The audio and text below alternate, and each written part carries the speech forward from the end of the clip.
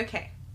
Here's a fun one for you. Let's talk about one of the most controversial women in the history of music, the mastermind behind Ozzy Osbourne's solo career. Whether you admire her spunk or despise her audacity, this is the story of the life of Sharon Osbourne. Sharon was born October 9th, 1952, in London, England, daughter of Hope and Don Arden, infamous London music manager who worked with the likes of Gene Vincent and Little Richard. Don was a big man, a tough, scary man who used threats and other violent tactics in his dealings as a manager. Sharon started working for him when she was around 18 years old, and eventually he took on Black Sabbath, who would become one of his most successful acts. Later in 1979, when things were falling apart between Black Sabbath and Ozzy, Sharon started having an affair with Ozzy, who was still married at the time to his first wife, and she became the manager of his solo career. Every time Ozzy did something crazy, whether it was biting the heads off various winged creatures or getting arrested for drunken disorderly behavior, Sharon used it to their advantage. She spun the stories, she directed the narrative. The following year, Sharon and Ozzy were married. In 1983, they welcomed their first daughter, Amy, together. 1984, Kelly was born. 1985, they welcomed Jack. And during this time, Ozzy's substance abuse got even worse, and Sharon was balancing motherhood and managing this literal madman's career. In 1989, they faced one of the first major hurdles in their relationship when Ozzy, heavily intoxicated, attacked Sharon, nearly strangling her to death. This wasn't the type of shock tactic that Sharon felt comfortable using to their advantage. They separated for 3 months. Ozzy went into rehab and got sober, and in 1992 he announced that he'd be retiring for the first time, something that we all know didn't last very long. In 1995 he came back with Osmosis, and in 96, after applying for Lollapalooza and being turned down, Sharon founded Ozfest, a festival all their own to celebrate heavy metal. The festival would run on and off for the next 22 years, uniting the metal community like no other genre.